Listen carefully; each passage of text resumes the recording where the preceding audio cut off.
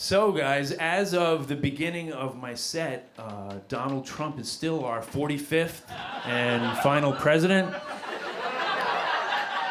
Not looking good, everyone. It's like mainlining anxiety with this guy, right? You have to think about him every single day. Like, from the moment you wake up, you know he's coming for you, right? Every day. I don't even think about my family every day. I gotta think about this guy. Just gotta, like, think about him. Like, well, what do you got? What do you got? What do you got, Donald? What do you got? What, Russia? What do you got, huh? North Korea? What is it? Yeah, just tweet it right into my fucking bloodstream. Come on, man. Give it to me, give it to me, give it to me. What do you got? Oh, Donald, it's so anxiety-inducing, right? It's like post-traumatic stress without the post.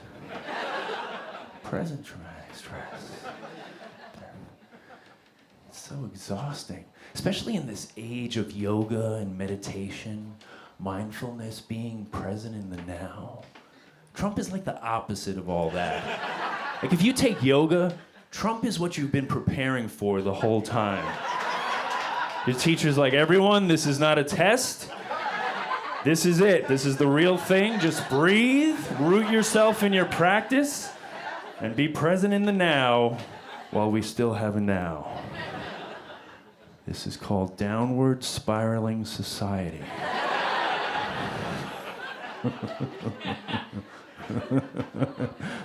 Can I just stage dive? It feels appropriate. Donald Trump's campaign slogan was "Make America Great Again," but it might as well have been "Fuck Yoga."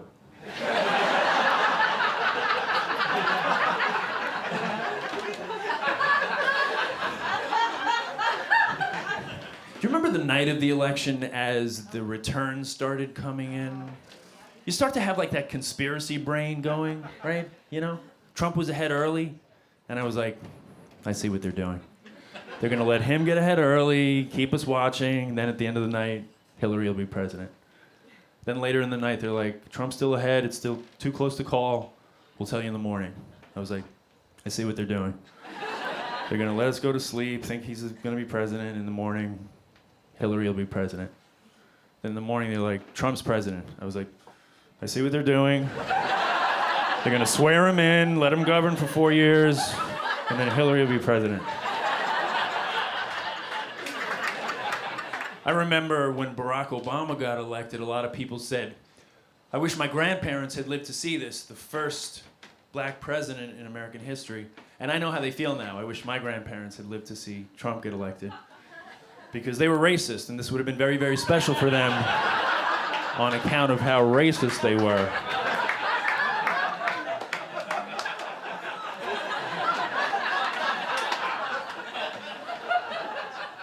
They weren't just racist.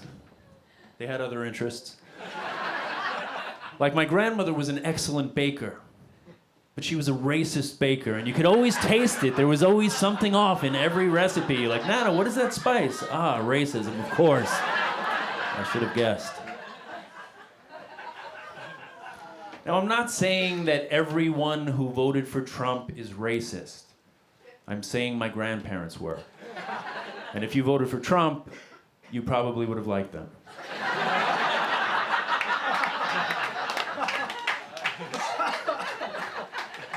But it was like a reality show, right? The whole election cycle. It was kind of hard to look away. It was like Governing with the Stars, or like a reality show. I like the early episodes, though, right? Bernie and Hillary. They almost felt like your grandparents, but from opposite sides of the family. Bernie was like the fun grandpa who makes sure that everybody's sharing. And Hillary's like, fuck, Grandma Hillary's coming this weekend. This is gonna suck. Smile for Grandma Hillary.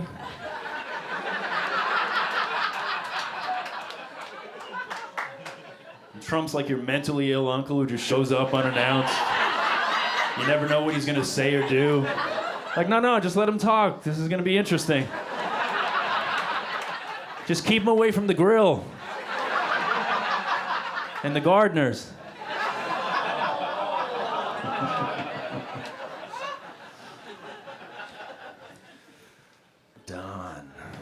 Don. I call him Don Trump every now and then. Takes the edge off, Don.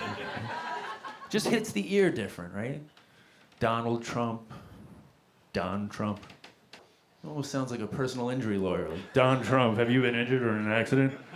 Dial DONTRUM and leave the last P all over me.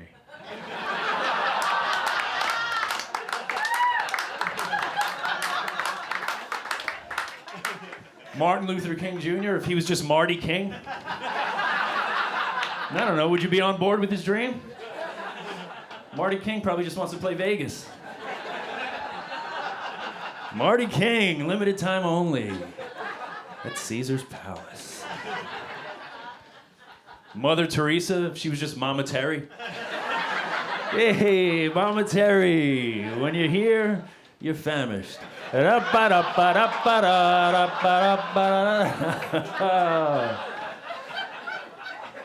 Why does Mother Teresa have an Italian restaurant? She was a bad businesswoman. Wonderful woman, horrible businesswoman. The scientists are marching. That's how bad it's gotten.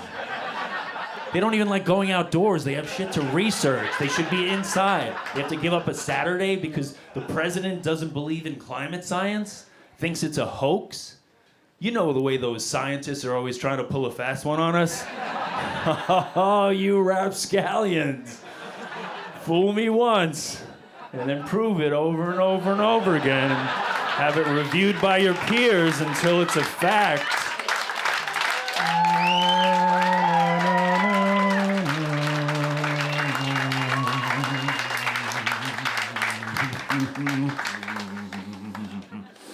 The good thing about Donald Trump getting elected, and there is just the one thing, is I can complain about Donald Trump, but I'm actually complaining about my wife. I can do it like, like I can sneak it in. I'll be like, fucking Trump has been so unreasonable lately. He just harps on the same shit over and over and over again. And it's like the person apologizes, but he doesn't accept.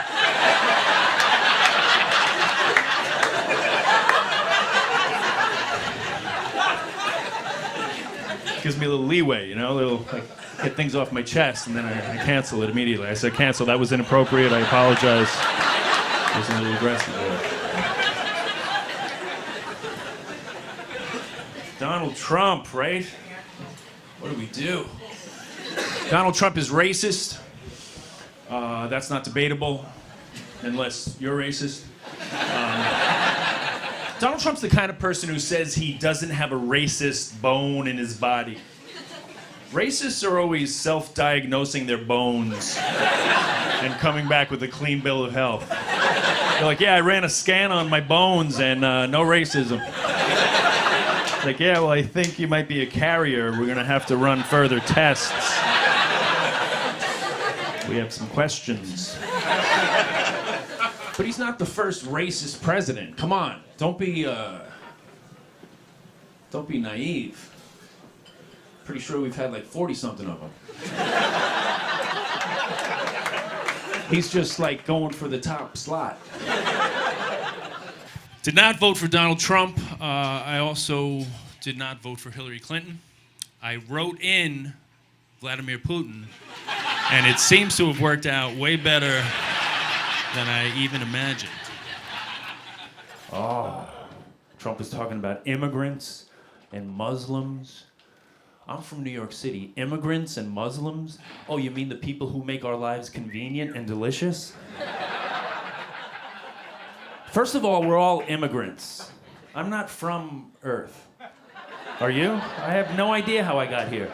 I don't know how long I'm allowed to stay. But I don't think I've ever had a meal in New York City that wasn't either prepared or delivered by an immigrant. Almost every cab in New York driven by a Muslim. For New Yorkers, a Muslim extremist is just someone who gets you there faster. It's like, whoa, I think that light was red. That's a little extreme.